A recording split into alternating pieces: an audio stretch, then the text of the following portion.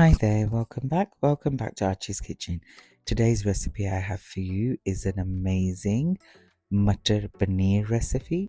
So the ingredients we need here is we have one block of paneer, we have some frozen peas here, we have some chopped red tomatoes, we have 2 medium onions chopped, we have some fresh coriander, we have some garlic and ginger paste, we have some red crushed chilies, we have some Zeera seeds, we have some turmeric powder, we have some chopped garlic as well. So let's start. So first of all, what we're going to do is we're going to slice and dice the paneer block. So this is around, I would say, maybe 450 grams, but you can use up to 500 grams with this recipe as well. So we're just going to cut the paneer into cubes and have them ready to one side like so. And then what we're going to do is we are going to get a frying pan. We're going to pop a little bit of oil into that. So I'd say about a cup full of oil, and we're just going to bring the oil to sort of like heat it up, and then we're going to fry off the paneer dices like this until they're like golden brown. Not for too long, just for a few minutes until they change color.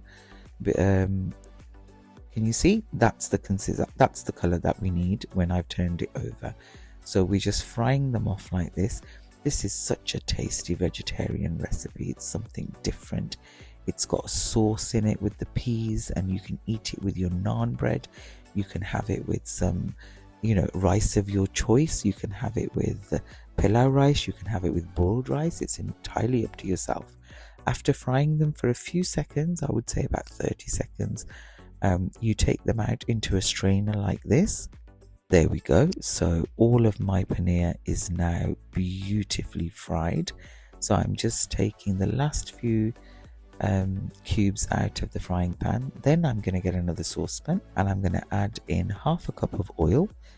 And then what I'm going to do with that is I'm going to add, say, half a teaspoon to 3/4 of a teaspoon of Zeera seeds, cumin seeds.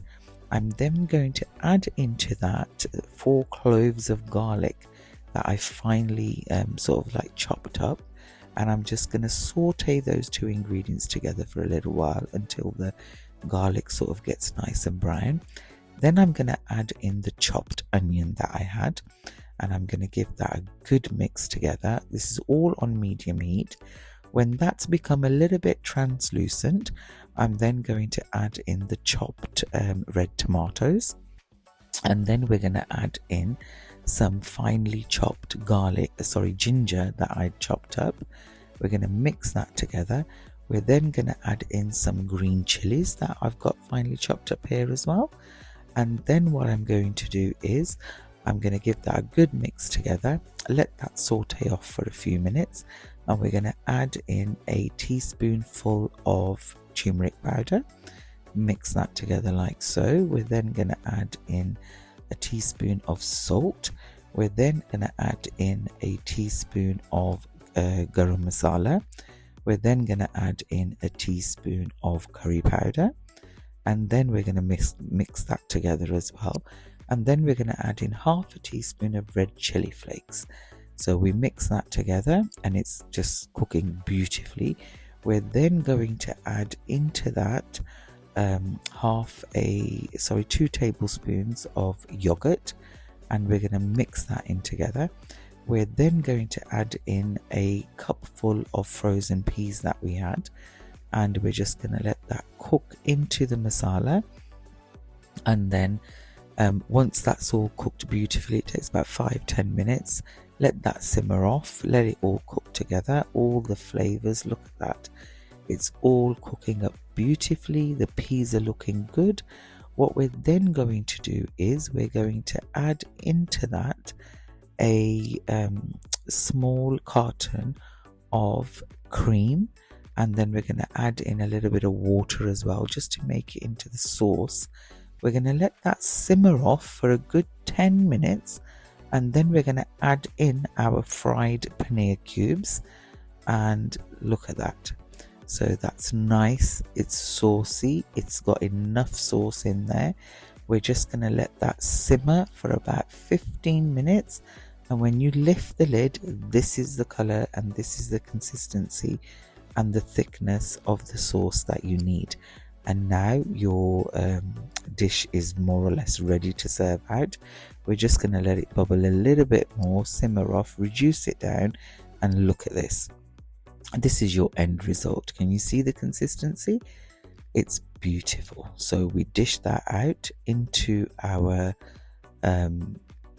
serving dish like this, and then I've got some fresh naan ready to eat that with.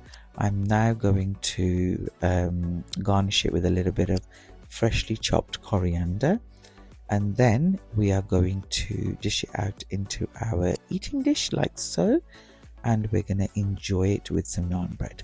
Like I said, you can have this with rice, you can have this with bread, you can have it with chapatti, it's entirely up to yourself. Look at that, absolutely delicious. So like always, please subscribe my channel as much as you can. Don't forget to press the bell icon, and I will see you again on another day with another recipe. Thank you so much for watching. Okay, bye.